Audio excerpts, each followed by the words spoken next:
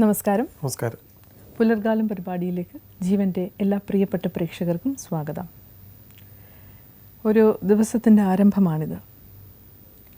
ചിന്തിക്കാവുന്നത് എനിക്ക് തോന്നുന്നു, നമുക്ക് ഒരു ദിവസം ഒരാളെയെങ്കിലും പ്രീതിപ്പെടുത്താൻ സാധിച്ചാൽ വലിയ കാര്യം. അതെന്തുകൊണ്ട് നമ്മളെ തന്നെ ആയിക്കൂടാ, അല്ലേ? ലോജിക്കായുള്ള കാര്യമാണത്. ഫസ്റ്റ് നമ്മൾ തന്നെ സാറ്റിസ്ഫൈ ചെയ്യണം. നമുക്ക് സാറ്റിസ്ഫാക്ഷൻ ഇല്ലാതാകുമ്പോഴാണ് മറ്റുള്ളവരുടെ സാറ്റിസ്ഫാക്ഷൻ തേടി നമ്മളെത്തുന്നത്. അതിൻ്റെ ആവശ്യം ഉണ്ടാകുമെന്ന് തോന്നുന്നില്ല. Because you get satisfied by whatever you can do. അത് കണ്ട് മറ്റുള്ളവർ സാറ്റിസ്ഫൈ ആയി നമ്മളോട് ഒപ്പം വരുന്നതാണ് ഒരു ടോട്ടൽ സാറ്റിസ്ഫാക്ഷൻ എന്ന് പറയുന്നത്. ഒരു നല്ല സാറ്റിസ്ഫാക്ഷനുള്ള കണ്ടെയ്ൻമെൻ്റ് ഉള്ള ഒരു നല്ല ദിവസം നിങ്ങൾക്ക് ആശംസിക്കുന്നു.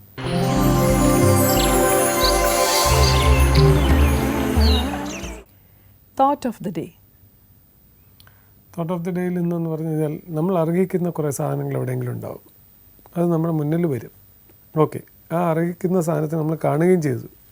ഇനി അതെങ്ങനെ നമ്മുടെ കയ്യിലെത്തും, അതിനു വേണ്ടി നമ്മൾ ഒരു പക്ഷേ യാചിച്ച് നടക്കുന്ന ചില ഗതികേടുണ്ട്. അതിൻ്റെ ആവശ്യമില്ല. നമ്മൾ യാചിക്കാതെ തന്നെ നമുക്ക് കിട്ടണം. അത് നമ്മുടെ കഴിവ് കൊണ്ട് മാത്രമേ നമുക്ക് നേടാൻ പറ്റുള്ളൂ. അതാണ് ഇമ്പോർട്ടൻറ്റ്. അപാരമായ കഴിവും ദൈവാനുഗ്രഹവും അതുപോലെ തന്നെ ഹാർഡ് വർക്ക് ഇതൊക്കെ ഉണ്ടെങ്കിൽ അത് നമുക്ക് നമ്മളിലേക്ക് എത്തിച്ചേരുള്ളൂ. അതല്ലേ അതിൻ്റെ ഒരു പറയാൻ ഉദ്ദേശിച്ചത്. നമ്മൾക്ക് അർഹതപ്പെട്ട ഒരു കാര്യം നമുക്ക് ഹാർഡ് വർക്കിലൂടെ നമ്മുടെ കഴിവിലൂടെ നമുക്ക് നേടിയെടുക്കാമെങ്കിൽ അതിനെ നമ്മൾ യാചിക്കേണ്ട കാര്യമില്ല. അത് ചെയ്യരുത് എന്നാണ് പറയുന്നത്. അതങ്ങനെ നമ്മളെ തേടിയെത്തിക്കോളും. So be confident.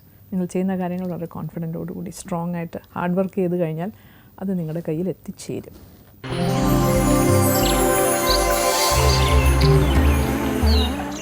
ചിരിക്കാൻ ഇഷ്ടമല്ലാത്തവരായിട്ട് ആരും തന്നെ ഉണ്ടാവില്ല. ചിരി എന്ന് പറഞ്ഞാൽ അത്ര നല്ലൊരു കാര്യമായതുകൊണ്ട് തന്നെയാണ്. അത് മാത്രമല്ല, അതൊരു നല്ലൊരു മരുന്ന് കൂടിയാണ്. ഒരു മനുഷ്യൻ്റെ ബാക്കി എല്ലാ സ്ട്രെസ്സ്, സ്ട്രെയിൻ, സങ്കടങ്ങളൊക്കെ മാറ്റിമറിക്കുന്നത് ചിരിയിലൂടെയാണ്. ഒന്ന് ചിരിപ്പിക്കാൻ കഴിയുക എന്ന് പറയുന്നത് ഒരു വലിയ അനുഗ്രഹമാണ്. അതെ, അതിൻ്റെ കഴിവ് എന്ന് പറയുന്നത് മറ്റു കഴിവുകളെക്കാളൊക്കെ ഒത്തിരി ഉയരെയാണെന്ന് ഞാൻ വിചാരിക്കും. കാരണം നമുക്ക് കരയിക്കാൻ എളുപ്പം പറ്റും, ദേഷ്യം പിടിപ്പിക്കാൻ വളരെ എളുപ്പം പറ്റും. പക്ഷെ ചിരിപ്പിക്കാൻ വലിയൊരു ടാസ്ക് തന്നെയാണ്. നമുക്ക് ചിരിയുടെ ഒരു ഡോക്ടറുണ്ട്. ചിരിയുടെ ചിരിപ്പിക്കാൻ പറഞ്ഞാൽ ആ പേര് സിനോണിമസ് ആണ്. നമുക്ക് സ്നേഹപൂർവ്വം സ്വാഗതം ചെയ്യാൻ ഞങ്ങളെ ഒരുപാട് ചിരിപ്പിച്ചിട്ടുള്ള ഞങ്ങളുടെയൊക്കെ പ്രിയപ്പെട്ട സാജൻ പള്ളി. ഇത്ര സീരിയസ് ആവണോ? ഞങ്ങളിപ്പോൾ ചിരിക്കാൻ നിങ്ങൾ അങ്ങനെ പറഞ്ഞു വന്നപ്പോൾ ഞാനും ആലോചിച്ചു, നമ്മൾക്ക് എന്തെങ്കിലും ചെയ്തിട്ട് ജനം ചിരിച്ചു അല്ലെങ്കിൽ ചിരിച്ചിട്ടുണ്ടെങ്കിൽ അവിടെയാണ് നമ്മൾ കുറച്ചും കൂടി ചിരിപ്പിക്കാൻ വേണ്ടിയിട്ടാണ് നമ്മൾ ആ ശ്രമം നടത്തിയത്. നിങ്ങളത് പറഞ്ഞു കേൾക്കുമ്പോൾ നമുക്കൊരു സന്തോഷമാണല്ലോ. അതുകൊണ്ടാണ് ഞാൻ ആ സീരീസിലേക്ക് വന്നത്. ആ പ്രേക്ഷകരുടെ ഞങ്ങളുടെയും പ്രിയപ്പെട്ട താരമായത് ആ ഒരു കഴിവാണ് നിങ്ങൾക്ക്, അല്ലേ? ദൈവം അങ്ങനെ എല്ലാവർക്കും ഓരോരുത്തർക്കും ഓരോ കഴിവ് കൊടുക്കും. ചിലർക്ക് സംഗീതത്തിൽ കൊടുക്കും, ചിലർക്ക് കയ്യിലായിരിക്കും, വരയായിരിക്കാം, ചിലർക്ക് ഓർമ്മയായിരിക്കാം, ചിലർക്ക് കാലിലായിരിക്കാം. ഇതെല്ലാം കുറച്ചധികം എല്ലാതും തന്നിട്ടുണ്ട്. ഓർമ്മയുണ്ട്. ആരും ചോദിക്കാൻ മടിച്ചിട്ടുള്ള അത്രയും ഡയറിങ് ആയിട്ട് സാജൻ്റെ, ഇപ്പം എനിക്ക് സാജൻ വളരെ ഫ്രണ്ട്ലിയാണ്, അതുകൊണ്ട് ചോദിക്കാമല്ല. പക്ഷെ ആരും ചോദിക്കാൻ പേടിച്ചിട്ടുള്ള ഒരു ചോദ്യം ഞാനിപ്പോൾ ചോദിക്കാം. പക്ഷെ ആ ചോദ്യത്തിന് കുറച്ച് നേരം കൂടെ കഴിഞ്ഞോട്ടെ, ആസ്ക് ചെയ്യും. ഒരു ചോദ്യം ചുറ്റും നമുക്കിപ്പോൾ ഇന്ത്യക്ക് 4 അതിരുകളുണ്ട്, നമുക്ക് 4 അതിരുകളുണ്ടെന്നൊക്കെ നമ്മൾ പറയും. വീടിനൊക്കെ 4 അതിരുകളുണ്ട്. പണ്ട് അതിരുകളില്ലാത്തൊരു ജീവിതമാണ്. എന്നെ സംബന്ധിച്ചിടത്തോളം അതിരുകൾ അങ്ങനെ ഞാൻ കെട്ടിപ്പറച്ചിട്ടില്ല. എവിടെ നിന്ന് വേണമെങ്കിലും ചോദിക്കാം, എവിടെ നിന്ന് വേണമെങ്കിലും ഉത്തരം തന്നെ ചോദിച്ചേക്കാം. പിന്നെ കുഴപ്പമില്ല. അവരെന്തിനാ വെറുതെ വിഷമിപ്പിക്കുന്നത്? ശരി. സാജന്റെ ഒരു ട്രേഡ് മാർക്ക് സാജന്റെ താടി മീശയാണ്. താടി എല്ലാവർക്കും ഉണ്ട്, പക്ഷെ അതുപോലുള്ള രോമമാണ് പ്രശ്നം. ഞാൻ എൻ്റെ സാജനെ കാണാൻ തുടങ്ങിയ ഏതൊരു സിനിമയിൽ മാത്രമേ ഞാൻ താടി എടുത്തിട്ട് ഒരു പടം ചെയ്തിട്ട്. എന്തുകൊണ്ടാണ് അത് ഈ താടി ഇങ്ങനെ ഒരു ഐഡന്റിറ്റി ആണോ? മീശ വളരണമെന്ന് നമ്മൾ ചെറുപ്പത്തിലെ ആഗ്രഹിക്കില്ലേ? ഒന്ന് നിക്കറെടുത്ത് നടന്ന സന്ദർഭത്തിൽ ഒന്ന് മുണ്ടെടുക്കണമെന്നും ഒരു മീശ വളരണമെന്നും അതിനുശേഷം അങ്ങനെ ഓരോന്നോരോന്നും ഞാൻ താടി വെച്ച് കഴിഞ്ഞതിന് ശേഷം പിന്നീട് എനിക്കത് പഠിക്കാൻ തോന്നിയിട്ടില്ല. അപ്പോൾ അത് പിന്നെ അങ്ങോട്ട് ഞാൻ കട്ട് ചെയ്ത് അങ്ങനെ നിർത്തി എന്നെ താടിയിലൂടെ മാത്രമാണ് പിന്നെ അങ്ങനെ ആയത്. പിന്നെ അങ്ങനെ അറിയപ്പെട്ടതിന് ശേഷം പിന്നെ താടി പഠിക്കാനും ഞാനിട്ട് ആ ഫേസ് മാറുമെന്നുള്ള പേടിയാണ്. ആ ഫേസ് മാറണമെന്ന് ഞാൻ കണ്ടു. എൻ്റെ ശബ്ദം കേട്ടിട്ടാണ് സത്യം പറഞ്ഞാൽ അന്ന് ചോദിക്കുന്ന ആ സിനിമ കണ്ടത്. രൂപവ്യത്യാസം എപ്പോഴും ഉണ്ടാവും. ഇടയ്ക്കിടയ്ക്ക് പഠിച്ചുകൊണ്ടിരിക്കുന്നതാണെങ്കിൽ കുഴപ്പമില്ല. താടി എപ്പോഴും ഉണ്ട്. ഇപ്പോഴും സാജൻ വളരെ സീരിയസ് ആണ്. ഞാൻ അല്ല സീരിയസ് അതെന്താ ഇപ്പൊ എന്നെ കണ്ട ഉടനെ ആൾ ചിരിക്കില്ല. ചില ആളുകളെ നമ്മൾ കണ്ടു കഴിഞ്ഞ ഉടനെ ചിരിക്കും. അവരുടെ മുഖത്തൊരു അതവരുടെ ഭാഗ്യമാണ്. നമ്മളെ സംബന്ധിച്ചിടത്തോളം നമ്മളെ കണ്ട ഉടനെ ഒരിക്കലും പെട്ടെന്നൊരാൾ ചിരിക്കണമെന്നില്ല. പക്ഷെ നമ്മുടെ ഉള്ളിൽ മുഴുവൻ നമ്മൾ പറയാൻ ആഗ്രഹിക്കുന്നതും ഇഷ്ടപ്പെടുന്നതും ഒക്കെ തമാശകളാണ്. സാജൻ എത്ര ഹ്യൂമറസ് ആണെങ്കിലും ഇപ്പൊ താര പറഞ്ഞ പോലെ ഒരു സീരിയസ്നെസ് സാജനിൽ ഞങ്ങൾ കണ്ടത് ഇപ്പൊ ഈ അമ്മ എന്താ മിമിക്രിയുടെ അസോസിയേഷന്റെ അല്ലേ ജനറൽ സെക്രട്ടറി താങ്കൾ ചെയ്ത കുറെ നല്ല പ്രവൃത്തികൾ സത്യം പറഞ്ഞു കഴിഞ്ഞാൽ മനുഷ്യൻ സീരിയസ് ആയി. അല്ല അതല്ല ഹ്യൂമറിന് സീരിയസ്നെസ് ഉണ്ടെന്നുള്ളത് മനസ്സിലായി. അതിനകത്ത് ഇത്രയും ഒരു സെന്റിമെന്റ്സ് വളരെ നല്ല കാര്യങ്ങളാണ് നിങ്ങൾ ശരിക്കും പറഞ്ഞു കഴിഞ്ഞാൽ. അത് നമ്മുടെ കൂടെ ഉണ്ടായിരുന്ന കുറെ ആൾക്കാർ ഇപ്പോഴും അറിയപ്പെടാതെ ഓരോ അസുഖങ്ങളും പ്രായത്തിന്റെ കുഴപ്പമൊക്കെ കൊണ്ട് ഒരു സ്ഥലത്ത് വിശ്രമിക്കുമ്പോൾ ഒരു കാലത്ത് വാട്ട് എ ബ്യൂട്ടിഫുൾ എക്സിക്യൂഷൻ എന്നാണ് ഞാൻ പറയുന്നത്. ഈ ഒരു സംഘടനയുടെ പറയുന്നവര് അത് മിമിക്രി ആർട്ടിസ്റ്റ് അസോസിയേഷൻ എന്ന സംഘടന ചെയ്തു എന്നാണ്. അതിന്റെ ഒരാളെന്ന രീതിയിൽ ഞാൻ പോയി അതിന്റെ കൂടെ ഉണ്ടായിരുന്നു എന്ന് മാത്രം. എക്സിക്യൂട്ടറാണ് തീർച്ചയായിട്ടും. തലപ്പത്തിരിക്കുന്നവർ അത്ര മിടുക്കന്മാരാവുമ്പോഴാണല്ലോ ഒരു സംഘടന നന്നാവുന്നത്. മിമിക്രി എന്ന സംഘടനയിൽ ഉള്ള ആളുകളുടെ എണ്ണം വെച്ച് നോക്കുമ്പോൾ മലയാളത്തിലെ ഒട്ടുമിക്ക താരങ്ങളും മിമിക്രിക്കാരുടെ ഞങ്ങൾ വലിയൊരു സംഘം തന്നെയാണ്. ഞങ്ങൾക്ക് അഭിമാനിക്കാവുന്ന ഒരുപാട് എഴുത്തുകാരും നടന്മാരും സംവിധായകരും പ്രൊഡ്യൂസറും തിരക്കഥാകൃത്തുക്കളും ഒക്കെ ഉണ്ട്. നല്ല ഹാസ്യടന്മാര്, 2 ഭരത് അവാർഡ് മേടിച്ച ഞങ്ങൾ 2 പ്രഗത്ഭന്മാര്. ഞങ്ങൾ അത്ര മോശക്കാരൊന്നുമല്ല. ആരും പറയുന്നില്ല മോശക്കാരാണെന്ന്. ചിലവര് പറയും മിമിക്രിക്കാർ ആക്രിക്കാരാണെന്നൊക്കെ പറയാറുണ്ട്. പക്ഷെ അത് അവരുടെ കഴിവുകൾ ചിലപ്പോൾ അംഗീകരിക്കാൻ ബുദ്ധിമുട്ടുള്ളത് കൊണ്ടും അവർ പല മേഖലകളിലേക്ക് പെട്ടെന്ന് കയറി പോകുന്നു. വളരെ സീരിയസ് ആയിട്ടുള്ള ആൾക്കാർ തമാശ പറഞ്ഞാലും നമുക്ക് ചിരി തോന്നില്ല. കാരണം എന്താ പറയുക, അങ്ങനെയുള്ളവരാണ് ഇതിനെയൊക്കെ കുറിച്ച് ഇത്തിരി ഇതായിട്ട് കാണുന്നത്. അവരുടെ തമാശ ഏക്കാതെ വരുമ്പോൾ മിമിക്രിക്കാരെ കാണുമ്പോഴത്തേക്കും ചെറിയൊരു വിചാരിച്ചിട്ടുണ്ട് മിമിക്രി പഠിപ്പിക്കാൻ പറ്റുമെന്ന്. അതൊരു ഇൻബോൺ ടാലന്റ്. ഒരു കലയും യഥാർത്ഥത്തിൽ ഞാൻ ചോദിക്കട്ടെ, രാജാ രവിവർമ്മയെ ചിത്രമെഴുത്ത് കൊയ്ത്തൊമ്പരാനാക്കിയത് രാജരാജവർമ്മ. അദ്ദേഹത്തിന്റെ പ്രോത്സാഹനം മാത്രമാണ് ഇല്ലേ? പഠിപ്പിക്കാൻ പറ്റില്ല. ആ ചുമരുകളിൽ ഇങ്ങനെ ചിത്രം വരച്ചു പോയ രാജാ രവിവർമ്മയുടെ ഗുരുനാഥൻ ആരെന്ന് ചോദിച്ചു കഴിഞ്ഞാൽ ഇന്നടത്ത് ട്യൂഷന് പോയെന്നോ പഠിച്ചെന്നോ അങ്ങനെ പറയാൻ മാത്രമേ. അതിലും ചായക്കൂട്ടും തന്നെയാണ് ഗുരു. സത്യം. അതൊക്കെ പോലെ ഓരോരുത്തർക്കും ആദ്യകാലം ഉണ്ടായിരുന്ന ഇപ്പൊ വാൽമീകി എന്നുള്ളത് ഏതെങ്കിലും ഇൻസ്റ്റിറ്റ്യൂട്ടിൽ പോയിട്ട് സ്ക്രീൻ പ്ലേ എഴുതാൻ പഠിച്ചതാണോ? അല്ല. മഹാഭാരതമൊക്കെ എഴുതിയ ഏറ്റവും നല്ല തിരക്കഥാകൃത്ത് നാഷണൽ അവാർഡ് മേടിക്കേണ്ടവരാണ് വ്യാസനും. ഇപ്പൊ മനസ്സിലായല്ലോ ഇവര് കണ്ടോ, ഇങ്ങനെയാണ് ഇവര് ചിരിപ്പിക്കുന്നത്. കാര്യമാണ് പറയുന്നത്. ആൾക്കാരെ വെച്ചിട്ടാണ് അവർ കഥ എഴുതിയത്. ആ കഥയുടെ ഒരു ഭാഗമാണ്, ഒരു ചെറിയ പേജാണ് നമ്മൾ എടുത്തിട്ട് തിരക്കഥ ആക്കുന്നത്.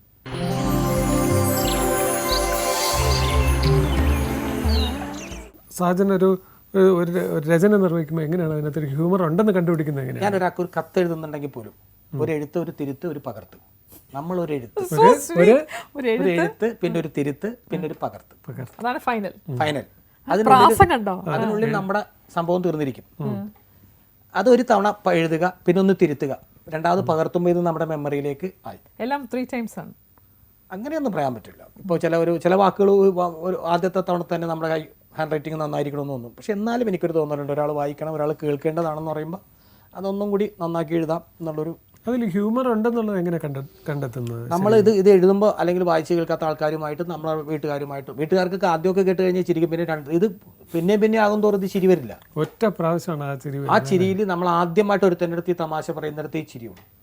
അവൻ ചിരിച്ചാൽ അതിന്റെ അർത്ഥം അവൻ അപ്പോഴാണ് ഈ സാധനം കേട്ടത്.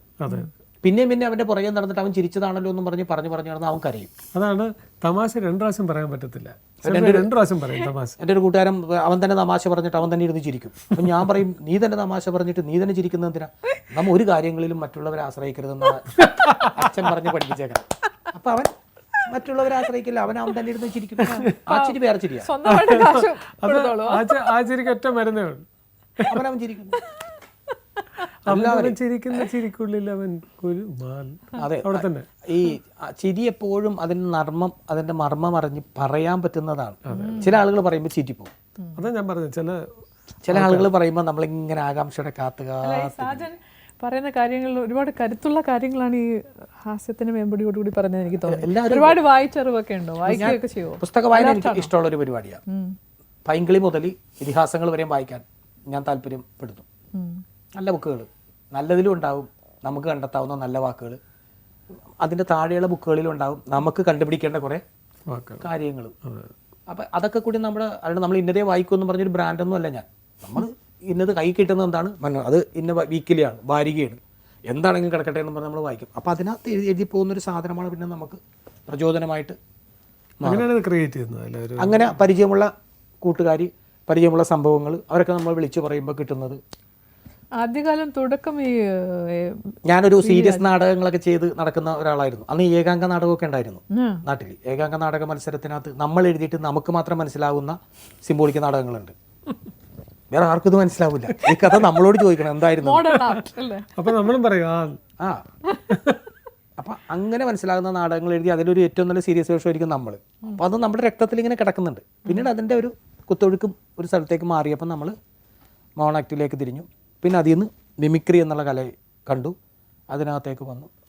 ശരിക്കും പറഞ്ഞാൽ ഞാൻ ആദ്യമൊക്കെ അനുകരിക്കുമായിരുന്നെങ്കിലും പിന്നീട് അനുകരണത്തിൽ നിന്ന് ഒഴിവായി ഒരു കൊമേഡിയനായിട്ട് അങ്ങനത്തെ റൂട്ടിലേക്കും എഴുത്തിലേക്കും മാത്രം തിരിഞ്ഞു. പാട്ടുണ്ടല്ലോ അല്ലേ? പാട്ടൊക്കെ പാടും അത്യാവശ്യം. എന്ന് വെച്ചാൽ പാട്ട് പഠിച്ചിട്ട് പാടുന്ന പാട്ടല്ല, ഇങ്ങനെയും പാട്ടുകൾ പാടാം. നേരത്തെ പറഞ്ഞ പഠിപ്പിക്കാൻ പറ്റില്ല, ഒരു കല ഉള്ളിലുണ്ട് കലയൊക്കെ അല്ലേ? അതെല്ലാം നമുക്ക് കണ്ടുപഠിക്കാം. ഏകലവ്യനെയൊക്കെ മനസ്സിൽ വിചാരിച്ചു കഴിഞ്ഞാൽ എല്ലാം നമുക്ക് വേണേ കണ്ടുപിടിക്കാം, ട്യൂഷൻ ഫീസ് കൊടുക്കാതെ.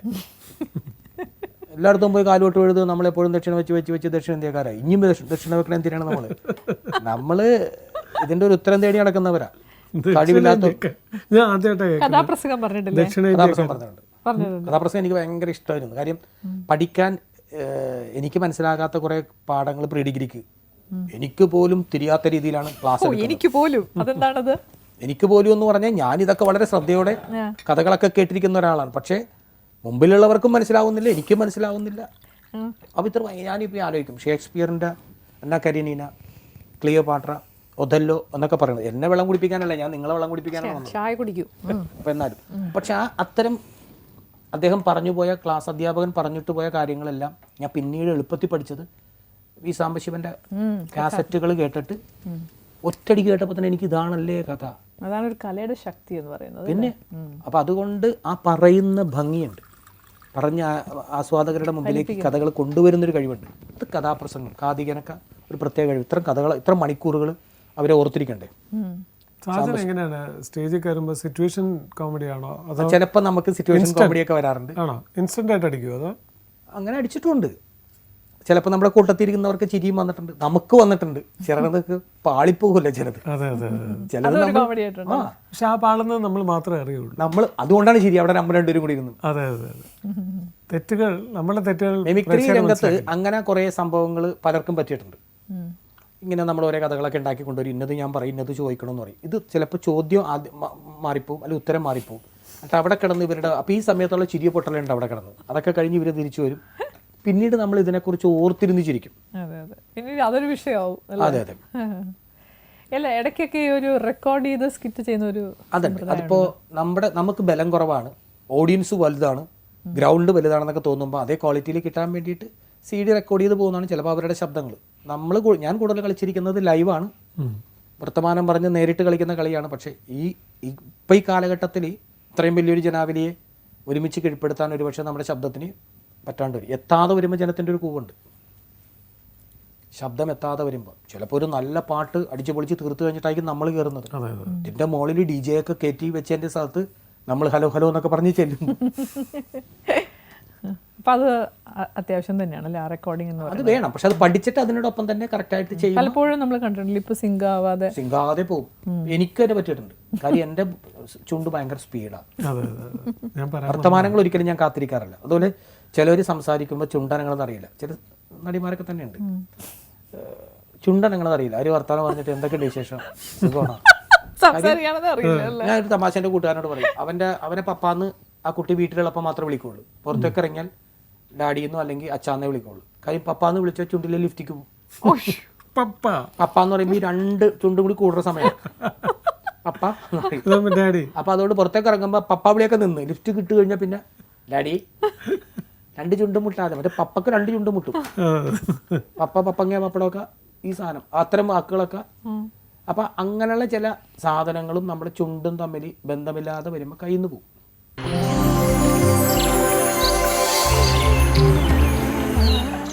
Tips for the audience. നമുക്കെപ്പോഴും സംഭവിക്കുന്നതാണ് ഈ ത്രോട്ടിൽ ഉള്ള ചെറിയ ചെറിയ അൾസേഴ്സ്, അതുപോലെ സ്റ്റൊമക്കിലുള്ള അൾസേഴ്സ്. ക്യൂർ ചെയ്യാൻ പറ്റുന്ന ഒരു തുടക്ക സമയത്ത് തന്നെ ഇതിൻ്റെ ഒരു സംഭവം കണ്ടുപിടിച്ചു കഴിഞ്ഞാൽ വീട്ടിൽ തന്നെ നല്ല ഔഷധങ്ങൾ നമുക്കുണ്ടാക്കി സേവിക്കാൻ പറ്റുന്നതാണ്. ഒരുപക്ഷെ അതിലും ക്ലിയർ ചെയ്യാൻ സാധിക്കാൻ പോകുമ്പോഴാണ് നമ്മൾ we have to go to a clinic or to find a doctor. But we have a very good homely remedy for it. What's it? മലയാളികൾക്ക് എല്ലാ തരത്തിലുള്ള ചീരയും വലിയ ഇഷ്ടമാണ്. പലതരത്തിലുള്ള ഇല ആഹാരങ്ങൾ നമ്മൾ ഉച്ചയ്ക്ക് തീർച്ചയായിട്ടും അല്ലേ, എല്ലാത്തിൻ്റെ കൂടെ ഒരു ഇലക്കറി എന്തായാലും നമുക്കുണ്ടാവും. അകത്തിക്കീര എന്ന് പറയും, ഞങ്ങളുടെ നാട്ടിലൊക്കെ ഇവിടെയൊക്കെ ചീര എന്നാണ് പറയണേ. അകത്തിച്ചീര, ആ ചീര തോരനായോ അല്ലെങ്കിൽ വെള്ളത്തിലിട്ട് തിളപ്പിച്ച് ആ വെള്ളം കുടിക്കുകയോ ചെയ്താൽ ഈ പറയുന്ന ത്രോട്ടിലുള്ള അൾസർ, സ്റ്റമക്ക് അൾസർ എന്നൊക്കെ പറഞ്ഞാൽ ഭയങ്കര ഡേഞ്ചറസ് ആയിട്ടുള്ള സിറ്റുവേഷൻ. അത് വളരെ അങ്ങോട്ടുള്ളൊരു അവസ്ഥയിൽ നമ്മൾ അറിയത്തുള്ളൂ, ക്രോണിക് ആകുമ്പോഴേ അത് അറിയുന്നുള്ളൂ. ഇതൊക്കെ ഡെയിലി കഴിക്കാന്നുണ്ടെങ്കിൽ അകത്തിച്ചീര ശ്രദ്ധിച്ചാൽ മതി. അകത്തിച്ചീര തോരനായോ അല്ലെങ്കിൽ വെള്ളത്തിലിട്ട് തിളപ്പിച്ച് ആ വെള്ളം കുടിക്കുകയോ ചെയ്താൽ ത്രോട്ട് അൾസർ വരികയില്ല, സ്റ്റമക്ക് അൾസർ എന്നൊരു സംഭവമേ ഉണ്ടാവില്ല. ഇതൊരു ഹോംലി റെമഡിയാണ്. നമ്മൾ എല്ലാ എപ്പിസോഡിലും പറയുന്ന പോലെ വലിയ ഡോക്ടർ ഓഫ് മെഡിസിൻസ് എന്നുള്ളൊരു സെഗ്മെൻ്റ് അല്ല. So you have to find out ഈ അൾസേഴ്സ് എന്തുകൊണ്ടാണ് ഉണ്ടാകുന്നതെന്നൊക്കെ ഒരു നല്ലൊരു നമ്മുടെ സാധാരണ ഭക്ഷണക്രമത്തിൽ ഇത്തരം കാര്യങ്ങളൊക്കെ നമ്മൾ ഉൾപ്പെടുത്തിയാൽ മതി. ഒരു ക്ലിനിക്കൽ സ്റ്റഡിക്ക് you have to go and find out your own doctor. Family doctors ഉണ്ടാവും, ക്ലിനിക്കിലുണ്ടാവും, പോയി കാണുക. പക്ഷെ അവരും പറയുന്നത് പുലർക്കാലം അല്ല, അവരും ഒരു പക്ഷേ പറയുന്നത് പുലർക്കാലത്തിൽ പറഞ്ഞത് കറക്റ്റാണ്. അത് കഴിച്ചു കഴിഞ്ഞാൽ നിങ്ങൾക്ക് ഇവിടെ വരാതെ വെയിറ്റ് ചെയ്യും. That's all.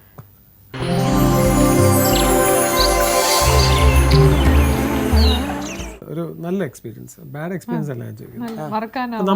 ഞാൻ ചോദിക്കുന്നത്, ഞാൻ വളരെ ഓപ്പോസിറ്റായി ചോദിക്കുന്നത്. നമ്മൾ ചീറ്റി പോകും എന്ന് വിചാരിക്കുന്ന ചില സാധനം ഭയങ്കര കൈയടി കിട്ടുമ്പോൾ അന്തപ്പെടും. മറന്നു പോയിട്ടുണ്ട്. ഞാൻ വളരെ വേഗത്തിലൊക്കെ സംസാരിക്കുന്ന ചില ഐറ്റങ്ങൾ ഉണ്ടല്ലോ.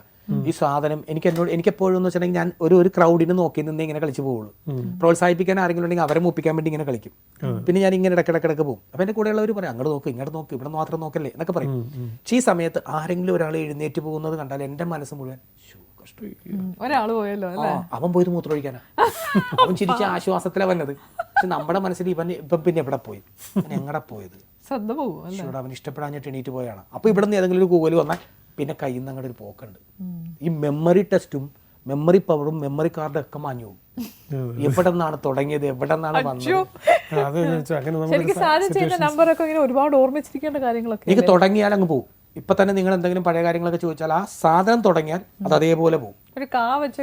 മാവച്ചും കാവച്ചൊക്കെ ഞാൻ ഒരുപാട് നിർത്താതെ പറഞ്ഞിട്ടുള്ളൂ. അതിൻ്റെ ഇടയിൽ ആരെങ്കിലും ഒരുത്തൻ ഇഷ്ടപ്പെട്ട്, ഇപ്പൊ പണ്ടെന്ന് പറഞ്ഞാൽ ഒരാൾ പാട്ട് പാടുമ്പോൾ വേറൊരാളാണ് ഇഷ്ടപ്പെട്ടില്ലെങ്കിൽ കൂവണത്. ഇപ്പം എന്ന് പറഞ്ഞാൽ പാട്ട് പാടിയവൻ തന്നെ സ്റ്റേജിൽ നിന്ന് കൂവും, ഓളിയിട്ട് കൊടുക്കും. ശ്രദ്ധിച്ചറിയാം. പിന്നെ മറ്റവരെ ഏറ്റുപിടിക്കും. ഏത് സ്ഥലമാണ്, ഹലോ ദുബായ്, ബാക്കിയുള്ളവർ കൂവിക്കോളൂ. അതെ അതെ.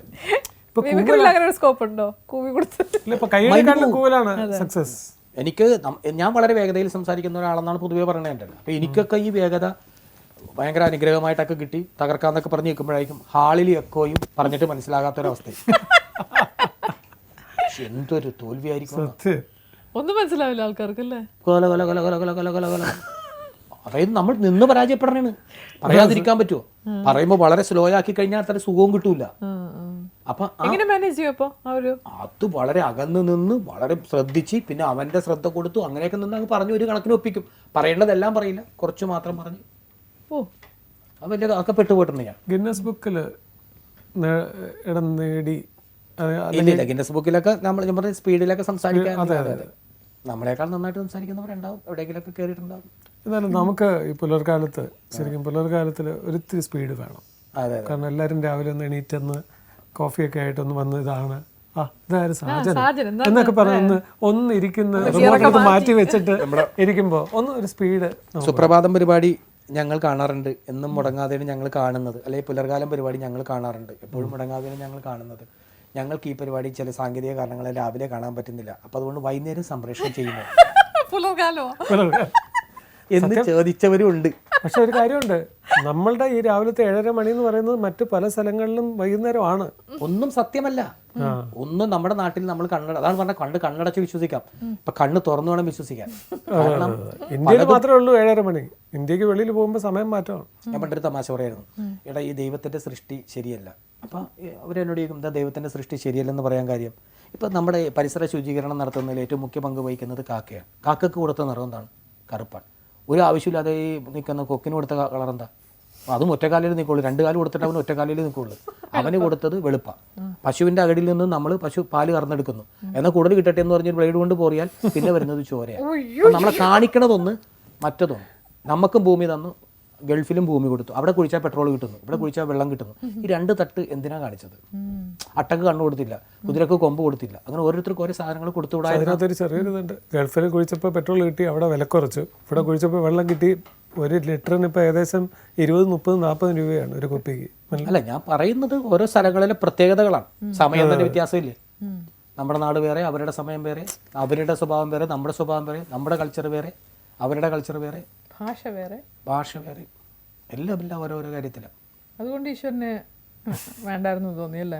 അല്ല, അപ്പം ഞാൻ പറയാറുണ്ട് ദൈവത്തിൻ്റെ സൃഷ്ടി ശരിയല്ല എന്ന് പറയും. ഇത് പറഞ്ഞിട്ട് പുള്ളി പോയി നിൽക്കുന്നത് ഒരു മാവിൻ്റെ അടിയിലാണ്. അവിടെ നിന്നൊരു മാങ്ങ വന്ന് നെറുകന്തലയിൽ വീഴും. പുള്ളി അതെടുത്തിട്ട് പറയാം ദൈവത്തിൻ്റെ സൃഷ്ടി ശരിയാണ്. കാരണം ഈ മാവിൻ്റെ വലിപ്പം അനുസരിച്ചിട്ടാണ് മാങ്ങ ഉണ്ടായിരുന്നെങ്കിൽ അയ്യോ തീർന്നു. നമ്മളെ പറഞ്ഞ് വന്നിട്ട് ശരിയാണെന്ന് സമർത്ഥിക്കുന്ന ഈശ്വരൻ തന്നെയാണ് വലുത് എന്ന് നമ്മൾ എപ്പോഴും പറയുമല്ലോ. അദൃശ്യമായ ഒരു ശക്തി അങ്ങനെയുള്ളത് കൊണ്ടാണ്. അദൃശ്യമായ ശക്തി എന്ന് മാത്രമേ പറയുള്ളൂ, അങ്ങനെയാണോ വിശ്വസിക്കുന്നത്? ഞാൻ അങ്ങനെയല്ല. കാര്യം എന്ന് വെച്ചിട്ടുണ്ടെങ്കിൽ ഏറ്റവും നല്ല നമ്മൾ കണ്ടിട്ടുള്ള ദൈവങ്ങളെന്ന് പറഞ്ഞാൽ നമ്മുടെ മാതാപിതാക്കളാണ്. അവരാണ് ഞാൻ കണ്ട ദൈവങ്ങൾ. അതിനുശേഷം അവർ പറഞ്ഞ് വിശ്വസിപ്പിക്കുന്ന ദൈവങ്ങളാണ് ഈ മാതാപിതാ ഗുരുദൈവം എന്ന് പറയുന്ന ആരാണോ നമ്മുടെ ജനനത്തിന് കാരണക്കാരി ആരാണ്, അല്ലെങ്കിൽ നമ്മളെ താങ്ങി നമ്മളെ പ്രസവിച്ച് വളർത്തിയെന്ന ആരാണ്, അമ്മയാണ് ആദ്യത്തെ ദൈവം. പിന്നെ അതിന് കാരണക്കാരനായ അച്ഛനാണ് രണ്ടാമത്. പിന്നെ അറിവ് തന്ന ഞാൻ, ഗുരു തന്നെന്നൊക്കെ പറഞ്ഞ് നമ്മളിങ്ങനെ പോകും. പക്ഷെ അപ്പം അവരിൽ നിന്ന് കിട്ടിയ ഒരു അറിവ് പിന്നെ നമ്മളീ കാണാത്ത. പക്ഷെ ദൈവം ലാസ്റ്റ് ആണെന്നുണ്ടെങ്കിലും അത് തുടങ്ങുന്ന സ്കൂളിലാണ്. കാരണം അമ്മയും അച്ഛനും ദൈവം ലാസ്റ്റ് തന്നെ ഞാൻ പറയണത്. അല്ല, മാതാപിതാ ഗുരു സ്കൂളിൽ പോയി പ്രോഗ്രസ് കാർഡ് കിട്ടുമ്പോൾ ആദ്യം വിളിക്കുന്നത് ദൈവമേ. അവിടെ ദൈവം എത്തി. എല്ലാ സ്ഥലങ്ങളിലും അച്ഛാന്ന് വിളിക്കാറില്ല, എല്ലാ സ്ഥലങ്ങളിലും അമ്മയെ വിളിക്കാറുള്ളൂ. കാലൊന്ന് മുറിഞ്ഞാലും കാലൊന്ന് തട്ടിയാലും ഉറക്കത്തിൽ ഞെട്ടി ഉണർന്നാലും അമ്മയെന്ന് പറഞ്ഞ അല്ലെങ്കിൽ അടുത്ത വീട്ടിലെ ചേച്ചി എന്നും പറഞ്ഞൊന്നും ആരും എണീക്കില്ല. ഒന്നും പറഞ്ഞ ആരും എണീക്കില്ല. നമ്മുടെ അമ്മയെ വിളിച്ചതിനെ നമ്മൾ ദൈവം അനുഗ്രഹിച്ചിട്ടതാ. പെണ്ണിനെ എപ്പോഴും നമ്മുടെ ഈ ഭൂമിയിൽ ഒരു പ്രധാന സ്ഥാനം ദൈവം അന്നേ കൊടുത്തിട്ടുണ്ട്. അതുകൊണ്ടാണ് ദൈവം മനുസ്മൃതിയിൽ ഇങ്ങനെ പറയുന്നു, നീ സ്വാതന്ത്ര്യം അർഹിക്കുന്നില്ല എന്ന് പറയുന്നുണ്ട്. നാ സ്ത്രീ സ്വാതന്ത്ര്യം അർഹതി എന്ന് പറയുന്നുണ്ട്. പക്ഷേ അറിഞ്ഞു കൊടുത്തിരിക്കുന്നത് സ്ത്രീകളാണ്. സ്ത്രീകൾക്കാണ് നല്ല സ്വാതന്ത്ര്യം കൊടുത്തിരിക്കുന്നത്. കാര്യം നമ്മളിപ്പോൾ ഒരു യോഗം ആരംഭിക്കുമ്പോൾ ലേഡീസ് ആൻഡ് ജെന്റിൽമാൻ, വധൂവരന്മാർ, കാമുകന്മാർ, വൃദ്ധ ദമ്പതികൾ, മാതാപിതാക്കൾ, എവിടെയും പെണ്ണിൻ്റെ പേര് പറഞ്ഞിട്ടാണ് ആണിൻ്റെ പേര്. കല്യാണം കഴിക്കുന്നതിന് മുമ്പ് അച്ഛൻ്റെ പേരിൽ അറിയപ്പെടും, കല്യാണം കഴിഞ്ഞാൽ ഭർത്താവിൻ്റെ പേരിൽ അറിയപ്പെടും. പെണ്ണിന് എപ്പോഴും ആണിനോട് ചേർന്ന് നിൽക്കാനാണ് താല്പര്യം. അതുകൊണ്ടാണ് പെണ്ണിൻ്റെ പേരിൻ്റെ കൂടെ എപ്പോഴും ഒരു ആണുണ്ടാകുന്നത്. ഞാൻ തമാശ പറയുന്നതല്ല. മാതാപിതാ ഗുരുദൈവം അവിടെയും ആ പെണ്ണിൻ്റെ പേര് പറഞ്ഞിട്ടാണ്. യുദ്ധങ്ങൾക്കൊക്കെ യുദ്ധത്തിൻ്റെ കാരണക്കാരി പെണ്ണാണ്. ഒരു മഹാഭാരതം ഉണ്ടാകാനും ഒരു രാമായണം ഉണ്ടാകാനും ഇപ്പോൾ കേരളത്തിലെ രാഷ്ട്രീയ യുദ്ധം ഉണ്ടാകാനും ഒക്കെ പെണ്ണാണ് കാരണം. ഒരു പെണ്ണിങ്ങനെ അപ്പം പെണ്ണ് നന്നായ നാട് നന്നാവും, നാട് നന്നായ വീട് നന്നാവും, വീട് നന്നായ ലോകം നന്നാവും, ലോകം നന്നായ രാജ്യം നന്നാവും. അതുകൊണ്ട് ഞാൻ പറയുന്നു, പെണ്ണെ നീ നന്നാവും.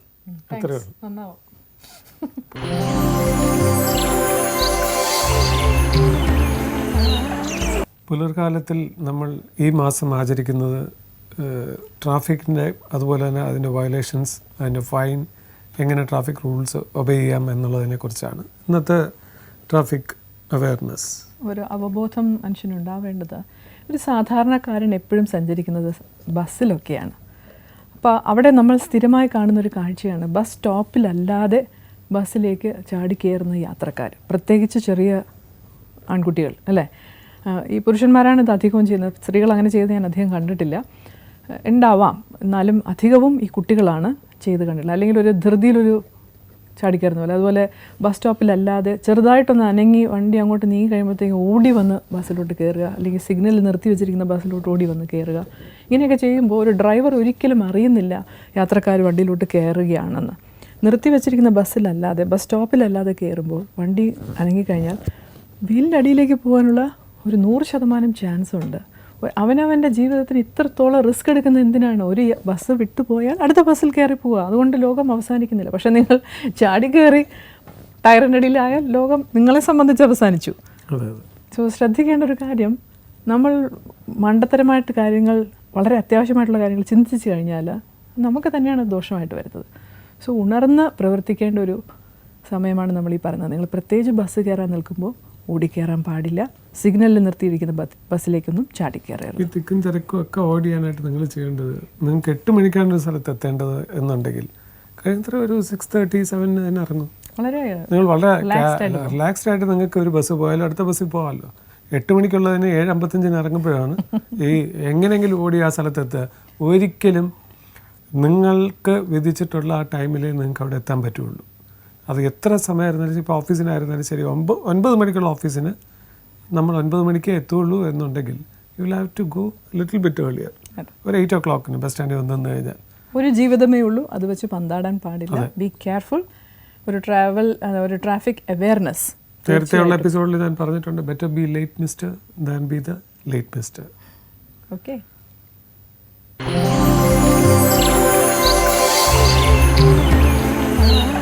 സ്ത്രീകളില്ലായിരുന്നെങ്കിൽ ഈ ലോകത്ത് ഒന്നും തന്നെ ഉണ്ടാകത്തില്ല. വീടിന്റെ വിളക്കാണ് സ്ത്രീ എന്നാ പറയുന്നത്. എണ്ണ വാങ്ങിക്കാൻ നമ്മൾ പോകണം. പുരുഷൻ തീപ്പെട്ടിയാ. ഞാൻ പറയണത് ഈ സ്ത്രീ വേണം. സ്ത്രീ ഇല്ലാത്തൊരു വീടല്ല. അവിടെ വിളക്കാണ്, ഐശ്വര്യമാണ്. ആ വീട് ഉണരണമായി. പക്ഷെ ആ സ്ത്രീ പോലും നമ്മളെ കൊണ്ടാണ് ഇപ്പൊ ചെയ്യിപ്പിക്കുന്നതല്ല. ആ റിമോട്ട് എന്നിട്ട്, ആ സ്വിച്ച് ഇട്, ആ ബൾബ് ഇട്, ആ മുറ്റം. തെറ്റാണോ സാജൻ? എന്തിനീ നമ്മൾ, ഞാൻ പറയണത് അതെല്ലാം 50-50 ആക്കിക്കൂടെ? ഇവർക്ക് മുൻഗണന ഉണ്ടെന്നും പറഞ്ഞ് എല്ലാ സ്ഥലങ്ങളിലും പോകുന്നു. താഴെ നോക്കുമ്പോൾ സ്കൂട്ടർ ഓടിക്കുന്നു, മുകളിൽ നോക്കുമ്പോൾ കാർ ഓടിക്കുന്നു, തെങ്ങിന്റെ മണ്ടയിൽ നോക്കുമ്പോൾ തെങ്ങിന്റെ മണ്ടയിലിരിക്കുന്നു. എല്ലാ സ്ഥലത്തും സ്ത്രീ വന്നു. തർക്കത്തിന് വേണ്ടി പറയില്ല. അത് എന്തുകൊണ്ട് അവൾക്ക് ചെയ്യേണ്ടി വന്നു? ഒരാൾ ചെയ്യാനില്ലാത്തത് കൊണ്ട് അവൾ ചെയ്യേണ്ടി വന്നല്ലേ. മനഃപൂർവ്വം ഞാൻ തെങ്ങി കയറിക്കൊള്ളാൻ ഒരു പെണ്ണും കയറത്തില്ലെന്നേ. റേഷൻ കാർഡിൽ ആകെ ഉണ്ടായിരുന്ന നമ്മുടെ ഗൃഹനാഥൻ എന്നുള്ള ഒരു സ്ഥാനം, അത് ഈ കഴിഞ്ഞ മാസം 17-ാം തീയതി അതും പോയി. ഗൃഹനാഥന്റെ ആകെയുള്ളൊരു വിശ്വാസം എന്ത് പറഞ്ഞാലും റേഷൻ കാർഡ് വേണമല്ലോ, അത് ഇന്നും പോയി. അവിടെ ആര് വന്നു? ഗൃഹനാഥ, ഈ വീടിന്റെ ഐശ്വര്യം. പെണ്ണ് വന്ന് കയറി. പക്ഷെ രണ്ടും തമ്മിലുള്ള വ്യത്യാസം എന്ന് വെച്ചിട്ടുണ്ടെങ്കിൽ, ആ റേഷൻ കാർഡ് അത് കൊടുക്കുന്നതിൻ്റെ അന്ന്, പുതുക്കണേൻ്റെ അന്ന് നമ്മൾ ആ ഗ്രൗണ്ടിൽ ചെന്ന് നിൽക്കും. ആ ഗ്രൗണ്ടിൽ ചെന്ന് നിന്നിട്ട് ഞാൻ ഞെട്ടിപ്പോയി. എന്ത് കലവില കലവില കലവില ഈ പെണ്ണുങ്ങൾ. മറിച്ച് തൊട്ടപ്പുറത്താണ് ബീവറേജ്. ഒരു നിഷ്കളങ്കത, ഒരു ശാലീനത, ഒരു പക്വത, വരി വരിയായിട്ട് നിൽക്കണത് കാണാൻ. അതാണ് ഞാൻ പറഞ്ഞത്, ആണുങ്ങളുടെ ക്ഷമയും പക്വതയും. ഇപ്പൊ അത് പെണ്ണുങ്ങൾക്ക് ഇല്ലെന്നാണോ സാജൻ പറയുന്നത്? ക്ഷമയില്ല. ബിവറേജസിലൊക്കെ പോയി വരുന്ന ഭർത്താവിനെ വിളക്കൊക്കെ കാണിച്ച് ചേട്ടാ കേറി വരൂ, കാൽ കഴുകി തരാം എന്ന് പറയുന്ന പെണ്ണിനെയാണോ പ്രതീക്ഷിക്കുന്നത്? പൂമുഖവാദിക്കൽ പൈന്യമായി എത്തുമ്പോൾ ഗ്ലാസുമായി നിൽക്കണം ഭാര്യ എന്നാണ്. പാട്ട് മാറ്റിയല്ലേ? പക്ഷെ ഇപ്പൊ കേരളത്തിൽ നടക്കുമോ അത്?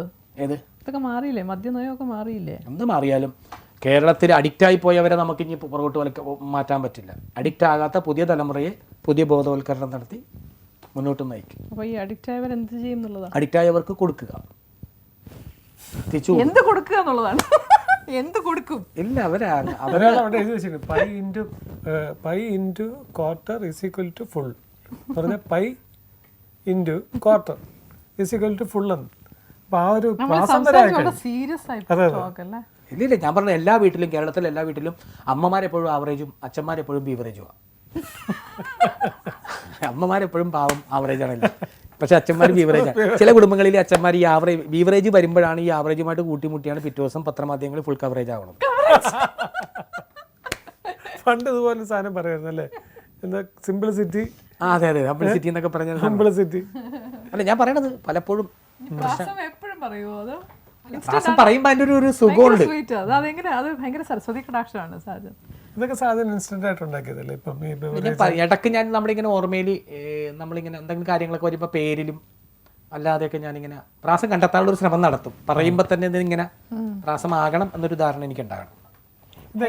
ബുദ്ധി കൂർമ്മതയുണ്ട് അല്ലേ? ഇങ്ങനെ ഓരോ കാര്യങ്ങൾ പറയുമ്പോൾ അടുത്ത കാര്യം ഞാൻ ചിന്തിച്ചുകൊണ്ടിരിക്കും. പക്ഷെ ഈ ബുദ്ധി പഠിക്കുമ്പോൾ കിട്ടിയാൽ മതിയായിരുന്നു. പഠിത്തത്തിൽ അങ്ങനെ എക്സൽ ചെയ്തിട്ടില്ല? മിടുക്കനായിരുന്നില്ല. ഞാൻ കേട്ടോ മിടുക്കൻ ആയിരുന്നില്ല.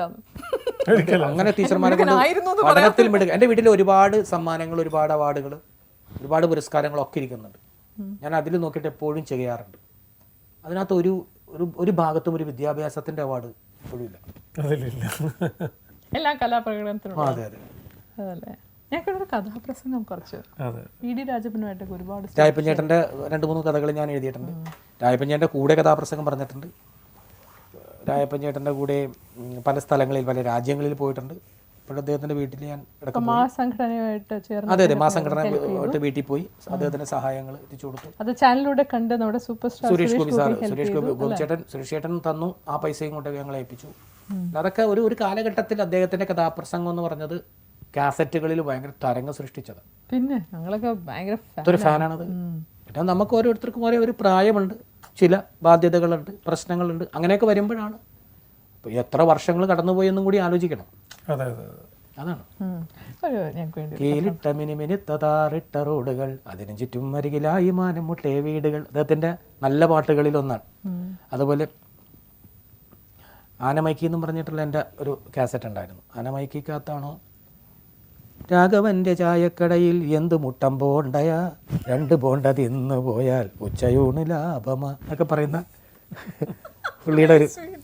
അതുപോലെ തന്നെ അദ്ദേഹത്തിന് ഞാൻ എഴുതിയ വേറെ ഒരു കാസറ്റിനകത്ത്, ഒരു കഥാപ്രസംഗത്തിനകത്ത്, ചാരായമേ നാടൻ ചാരായമേ കുടിയന് തെങ്ങിൻ്റെ വരദാനമേ വേദനയെ പോലും വേദാന്തമാക്കുന്ന വാറ്റിൻ്റെ സന്താനം ചാരായമേ ചാരായമേ നാടൻ. ചാരായത്തിന് ഇത്ര മധുരമുണ്ട് കേൾക്കാൻ ഇപ്പഴാ മനസ്സിലായി. അല്ല, ആ ചാരായത്തിനോടുള്ള ഒരു കുടിയൻ്റെ ഒരു താല്പര്യമാണ്. അങ്ങനെ കുറെ വരുന്ന കുറെ സംഭവങ്ങൾ. കാറുകളുടെ ഒരു പ്രണയമൊക്കെ പറഞ്ഞിട്ടില്ലേ പുള്ളി അല്ലേ? അതെ അതെ അതെ. അത് പിന്നെ കാറുകളെ വെച്ചും പക്ഷികളെ വെച്ചും മൃഗങ്ങളെ വെച്ചും പശുവൊക്കെ വെച്ചിട്ട് അങ്ങനത്തെ പ്രണയമൊക്കെ പറഞ്ഞിട്ടില്ലേ? അതെ അതെ.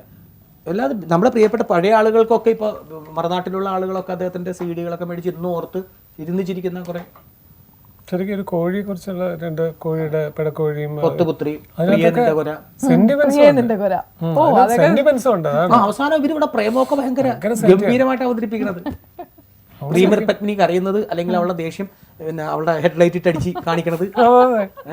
എന്ത് രസകരം, എന്തൊരു ഭാവന. സത്യം ഒരുമിച്ച് ഡബ് ചെയ്ത് ഭാവന. അല്ല, ഞങ്ങൾ ഒരുമിച്ച് ഒരേപോലെ പറഞ്ഞു.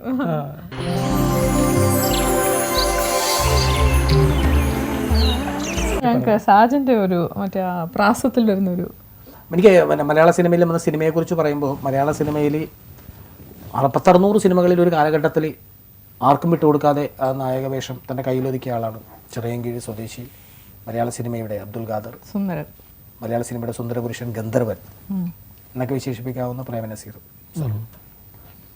ഞാൻ കണ്ടിട്ടുണ്ട്. ഒരു പോലീസ് വേഷത്തിലാണ് എൻ്റെ നാട്ടിൽ അദ്ദേഹം രക്തം സിനിമ കഴിഞ്ഞിട്ട് വന്നത്. ആ സിനിമ സെറ്റിൽ നിന്നും അതേ വേഷത്തിലാണ് വന്നത്. അന്നൊക്കെ ഒരു സിനിമാ നടനെ കാണുക എന്ന് പറയുന്നത് നമ്മൾ പുണ്യം ചെയ്യണം. ഇന്നിപ്പോൾ സിനിമാ നടന്മാർ നമ്മുടെ കൂട്ടുകാരായി, അല്ലെ നമ്മുടെ കൺമുന്നിലായി. സിനിമ ഷൂട്ടിങ് മദ്രാസിൽ നിന്നൊക്കെ അത് ഇങ്ങോട്ട് വന്നു. അദ്ദേഹത്തെ ഞാൻ കണ്ടത് എനിക്ക് ഇന്ന് ഓർമ്മയുണ്ട്. അദ്ദേഹത്തെക്കുറിച്ച് ഞാൻ മകാരത്തിനകത്തൊരു കവിത ഞാൻ ചൊല്ലാം. മലയാള സിനിമയിൽ മധുര വസന്തമായി മഹിളാമണികൾക്കെന്നും മണിക്കിനാവായി മന്നാതി മന്നാനായി വാണി മണ്ണിലെന്നും പുകൾ പെറ്റ മഹോന്നത ഗിന്നസ് ബുക്കിൽ മായാതെ നിൽക്കും. വലിയൊരു നടൻ്റെ ഒരു അദ്ദേഹം. എനിക്ക് തോന്നുന്നത് ഇപ്പോഴും ഓരോ സിനിമകൾ കാണുമ്പോൾ നമുക്ക് ഭയങ്കര ഭയങ്കര സന്തോഷം. ഏറ്റവും ആരാധനയോടെ കണ്ടിരുന്ന നടനല്ലേ ആ ഒരു കാലഘട്ടത്തിൽ. പിന്നെ എനിക്ക് സത്യഭാഷ ഇഷ്ടമാണെങ്കിലും ആ ഒരു സമയത്ത് ഇവർ രണ്ടുപേരും ആണല്ലോ, വേറെ ആരും ഇല്ലല്ലോ, പൊതുമുഖങ്ങളൊന്നും ഇല്ലാതെ ഇവർ മാത്രം അഭിനയിക്കുന്ന. സ്റ്റണ്ട് കാണണമെങ്കിൽ, പാട്ട് എല്ലാം കാണണമെങ്കിലൊക്കെ ഒരു പ്രത്യേകതയാണ്. അനുകരിക്കുമ്പോൾ ആരൊക്കെ അനുകരിച്ചിട്ടുണ്ട്? ഞാൻ ഒരു കാലഘട്ടത്തിൽ ഒരു 3-5 നടന്മാരെയൊക്കെ ഞാൻ അനുകരിക്കുമായിരുന്നു. ഒന്ന് ബാബു നമ്പൂതിരിയൊക്കെ ഞാൻ ആ കോളേജിൽ പഠിക്കുന്ന ടൈമിലാണ്. സത്യത്തിൽ എൻ്റെ മനസ്സൊന്ന് പതറിയത് പോലെയാണ് തോന്നുന്നത്. എല്ലാം കത്തിയിരിക്കുന്നത് ഞാൻ എൻ്റെ കണ്ണുകൊണ്ട് കണ്ടതാ. അങ്ങനെയൊക്കെ പിന്നെ തിക്കൃഷി. എനിക്കും വിഷ്ണുവിനും കൂടി രാമപുരത്തൊരു വീടുണ്ട്, ആ വീട്ടിൽ വന്നിട്ട് താമസിക്കാമെങ്കിൽ എന്നൊക്കെ പറഞ്ഞു പോകുന്നു. പേഴ്സണലായിട്ട് പറയാ, എന്നെക്കുറിച്ച് ഞാൻ പറഞ്ഞതും. മോളെ ശോഭേ, നമ്മളെ സംബന്ധിച്ചിടത്തോളം ആദ്യ രാത്രിയാണ്. സഹകരിച്ചാൽ സഹകരണ സംഘം, ഇല്ലെങ്കിൽ ബലാത്സംഗം.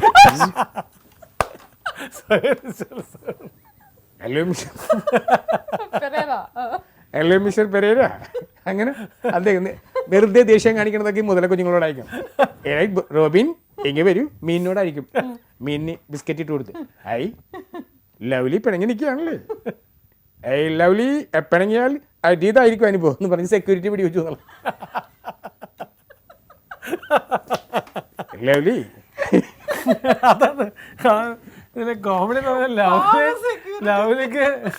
സെക്യൂരിറ്റി അവിടെ ആ ഗേറ്റിനോട് വെക്കണേക്കുള്ളൂ. അപ്പോഴേക്കും മീനിന് തീറ്റ കൊടുക്കണത്. ഹലോ റോബർട്ട് വരൂ, എൻ്റെ അത് തിന്നാൻ മടിക്കുന്നത് ഇട്ട് കൊടുക്കും. പിന്നെ തിന്നാൻ വരാണ്ടാകുമ്പോ, ലവ്ലി നീ തിന്നാൻ മടിക്കുകയാണല്ലേ, ഇനി തിന്നാൻ മടിച്ചാൽ അടിച്ചു. ഈ അടുത്ത കാലത്ത് ഇതായിരിക്കും ഗതി. ഈ അടുത്ത റിയലിസ്റ്റിക് ആയിട്ട് അങ്ങനെ പറഞ്ഞ സെക്യൂരിറ്റി പക്ഷെ ഭയങ്കര നല്ല ആ കാലഘട്ടത്തിൽ നമുക്ക് ആ കൊട്ടാരമൊക്കെ പൊളിച്ചു വന്നതും എന്തെങ്കിലുമൊക്കെ സൂത്രമൊക്കെ പറഞ്ഞാലും കൊട്ടാരം തുറക്കുള്ളൂ. ഞാൻ ഇപ്പോഴും ഓർക്കുന്നുണ്ട്. നിനക്ക് ഉമ്മർ സാറിന്റെ ഡയലോഗാന്ന് തോന്നുന്നു. എടുക്കൂ വിസേ എന്നൊക്കെ പറഞ്ഞ് ഗുഹ തുറക്കൂ എന്നൊക്കെ പറഞ്ഞു. ഇവർക്കൊരു കോഡ് ഭാഷയുണ്ട്, അത് ഇവർക്ക് മാത്രം മനസ്സിലാവും. ഇവിടെ ഒരു ഉണ്ണി വെച്ചാൽ ആള് മാറുമല്ലോ. ആള് മാറും. മീശയൊക്കെ വെച്ചിട്ട് കംപ്ലീറ്റ് അവസാനം ഇതൊക്കെ തിരിച്ചറിയണം. മീശയൊക്കെ പറഞ്ഞു പോകുമ്പോ അങ്ങനത്തെ ഒരു കാലഘട്ടത്തിൽ ചിരിച്ചിട്ടുണ്ട്. പിന്നെ ആ സിനിമയ്ക്ക് മുഖം മൂടിയെ വാരിച്ച് കയറാൻ എന്ത് ചെയ്താൽ ശ്രമിക്കാതെ ഭയങ്കര പാടാണ്. ബഹദൂറാണ് ഒരിക്കലും പ്രതീക്ഷിക്കാത്ത ഒരാൾ വരും. ശങ്കരാടി ബഹദൂർ ഒക്കെ ആയിരിക്കും. അവരൊക്കെ ആയിരിക്കും കൂടുതലായിട്ട് റുബാസി സാറായിരുന്നു. പക്ഷെ അതൊരു ഭയങ്കര ഇതാണ്. കാരണം ത്രൂ ഔട്ട് ഒരു സിനിമയിൽ കോമഡിയൻ ആവുകയും ലാസ്റ്റ് വില്ലൻ എന്നൊക്കെ പറയുമ്പോൾ കഥ രചിക്കുന്ന ആൾക്കാരുടെ കഴിവാണ്. ഭയങ്കര അന്നത്തെ വില്ലന്മാരെന്നൊക്കെ പറഞ്ഞ ഇങ്ങനെയാണ്. അമ്മ മാർക്കറ്റിൽ പോണ നേരം നോക്കിയായിരിക്കും വില്ലൻ. ശരി, ഇവിടെ ആരും ഇല്ലടി എന്ന് ചോദിക്കുമ്പോ അകത്തുനിന്ന് മോള് ചെറിയ ബ്ലൗസ് ഒക്കെ ഇട്ട് അന്ന് 10ാം ക്ലാസ്സിലാക്കി നിൽക്കണം പെണ്ണ്. ഇവിടെ ഇല്ല. എന്റെ അമ്മ എന്തേടി? അമ്മ ഇപ്പം ചന്തയിലേക്ക് പോയേ ഉള്ളൂ. അച്ഛനോ? അച്ഛൻ രാവിലെ പോയി. ഒരു തീപ്പെട്ടി കൊണ്ടുവരും. ഇവള് തിരിയണേ കാണാം. പിന്നെ കാണുന്നത് ഇയാള് അടുക്കളയിൽ നിൽക്കണേ. ഇതാണ് അതൊക്കെ മാറിയിരുന്നു. ഇപ്പൊ അതൊന്നുമില്ല. ഇപ്പോഴത്തെ അമ്മ ഇവിടെ ഉണ്ടടി, ഞാൻ വിളിക്കണോ? വേണ്ട, ഞാൻ പോയേക്കാം എന്നും പറഞ്ഞ് വില്ലൻ തിരിച്ചു പോകും. വില്ലൻ തിരിച്ചു പോകും. അല്ലെ പിള്ളേനോട് പറയണം, വന്നൊന്നും ഇവിടെ ആരും ഇല്ലാത്ത നേരമാണ്, വാ അകത്തേക്ക് വാ എന്നൊക്കെ പറഞ്ഞ് ഇവള് ക്ഷണിക്കണം. അങ്ങനെ കഥ പോകുന്നൊരു കാലമാണ്. അല്ലെങ്കിൽ ഇനിയുള്ള സമയത്ത് അമ്മയെ പറഞ്ഞു വിടും, ചന്തയിലോട്ട് പോകും അമ്മയെന്ന് പറയും. പറഞ്ഞു അമ്മേ ചമ്മ ചന്തയിലേക്ക് പോകും. അച്ഛൻ രാവിലെ പോയതാണ് കേട്ടോ, ഇനി അച്ഛൻ വൈകുന്നേരം വരുവുള്ളെന്ന് അതുകൂടി പറഞ്ഞ് മനസ്സിലായി. വരുമെന്നുള്ള പ്രതീക്ഷയൊന്നുമില്ല. അല്ല, ഇനി അച്ഛൻ വരുമെന്നുള്ള പ്രതീക്ഷയും ഇല്ല. ഞങ്ങൾ ഈ എപ്പിസോഡ് തുടങ്ങുന്നതിന് മുമ്പേ സംസാരിച്ചപ്പോൾ സാഹചര്യം ഇപ്പൊ എല്ലാം നെറ്റിലൂടെയാണ് കുട്ടികൾ വളരുന്നത്. നെറ്റിലൂടെയാണ് എന്നോട് ആൾക്കാർ പറയാറുണ്ട്, നെറ്റിലൂടെ കാണാറുണ്ട് കേട്ടോ. ഇപ്പോൾ ഞാൻ നെറ്റിലൂടെയാണ് അറിഞ്ഞത്. സാഹചര്യം മറ്റേ അവിടെ മഹാരാഷ്ട്രയിലാണ് പഠിച്ചത്. സാഹചര്യം പള്ളുരുത്തി സ്കൂളിലാണല്ലേ പഠിച്ചത്. ഓക്കെ ഓക്കെ, ഞാൻ നെറ്റിലൂടെ അറിഞ്ഞു. സാധനം 2 കുട്ടികളുണ്ടല്ലേ? അതെ അതെ. മൂത്തവന്റെ പേര് ശ്രാവൺ, മോള് സമയം അല്ലേ? മോള് ഡാൻസ് കളിക്കും അല്ലേ? അവളുടെ അരങ്ങേറ്റവും കഴിയാം. ഞാൻ കഴിഞ്ഞു. വൈഫും ഏകദേശം ഡാൻസറാണ്. ഞാൻ നെറ്റിലൂടെയാണ് കണ്ടത്. ഞാൻ എല്ലാം ഇപ്പം നെറ്റിലൂടെ കംപ്ലീറ്റ്. ടെക്നോളജിക്കൽ പ്രോഗ്രസ് അല്ലേ? എന്ത് പറഞ്ഞാലും നെറ്റാ. ഇപ്പൊ പ്രോഗ്രാം കഴിഞ്ഞ് കഴിഞ്ഞാൽ സംഘാടകർ പറയുമോ നെറ്റിലൂടെ തരാം പൈസ? എനിക്കൊരു സാധനം ചോദിക്കണേ, വൈഫ് ഡാൻസർ ആണല്ലേ? ഞാൻ നെറ്റിലൂടെ അറിഞ്ഞില്ല. ഡാൻസ് കളിക്കും. അവർക്കൊരു തിരുവാതിര സംഘമുണ്ട്. മാലതിരിച്ചന്റെ നേതൃത്വത്തിൽ ഇപ്പോൾ അവരുടെ ഒരു ബാച്ചായിട്ട് 3000 പേരാണ് നിരത്തി എറണാകുളത്ത് കളിച്ച. അതിനകത്ത് അവരുടെ ഒരു സംഘമുണ്ട്. അവരൊക്കെ കൂടി ചേർന്നുകൊണ്ട് തിരുവാതിര പരിപാടി നടത്താറുണ്ട്. മോൾക്ക് ഡാൻസിന്റെ കഴിവുണ്ട്. അപ്പൊ എന്റെ വഴിക്ക് ഞാൻ മാത്രമേ ഉള്ളൂ, മകൻ ഇല്ല. അതിപ്പോ നമ്മൾ സ്വിമ്മിംഗ് പൂളിൽ ഒരിക്കലും താമര വിരിയാറില്ല. ഈ എന്നോട് തിരിച്ചൊരു ചോദ്യം എന്റെ മോൻ ചോദിക്കുന്നതാണ്, അച്ഛൻ്റെ അച്ഛൻ പാട്ട് പാടുമായിരുന്നു, അമ്മ മിമിക്രി പറയുമായിരുന്നു എന്ന് ചോദിച്ചാൽ ഇല്ല. അതുകൊണ്ട് ഞാനും തിരിച്ച് ചോദിക്കുന്നില്ല, പ്രതീക്ഷിക്കുന്നതുമില്ല.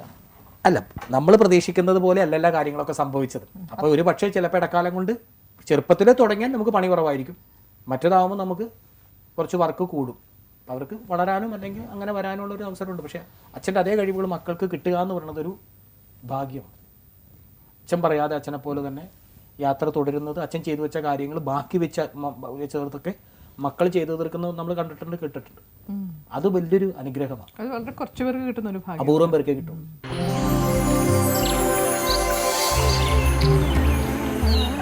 ഞങ്ങളുടെ ഈ പുലർകാലം പ്രോഗ്രാമിൽ അല്ലേ ഇത്രയും ബിസി ആയിട്ടുള്ള ഒരു ആർട്ടിസ്റ്റ് ഞാൻ എപ്പോൾ വിളിച്ചാലും കിട്ടും. നിങ്ങൾ വിളിച്ചപ്പോഴൊക്കെ ഞാൻ കിട്ടിയല്ലേ? വെറുതെ തിരക്കണ്ടെന്നൊക്കെ പറഞ്ഞു അത്യാവശ്യം കുറച്ച് പ്രോഗ്രാം ഒക്കെ ചെയ്യുന്ന നല്ലവനായ സാജൻ പള്ളുരുത്തി വന്നതിന് വളരെ സന്തോഷം. പക്ഷെ നമ്മൾ വൈൻഡപ്പ് ചെയ്യുന്നതിന് മുമ്പ് ഇതുവരെ മിമിക്രി, അതായത് ഈ പാരഡി ഗാനങ്ങൾ പാടി, അല്ല പാരഡി ഗാനങ്ങളൊക്കെ പാടി, അങ്ങനെ അല്ലാതെ ഒരു നല്ല ഫിലിം സോങ്, നല്ലൊരു ഗായകനല്ലേ, ഒരു നല്ല ഒരു പാട്ട് കേൾക്കാൻ ഒരു ആഗ്രഹം.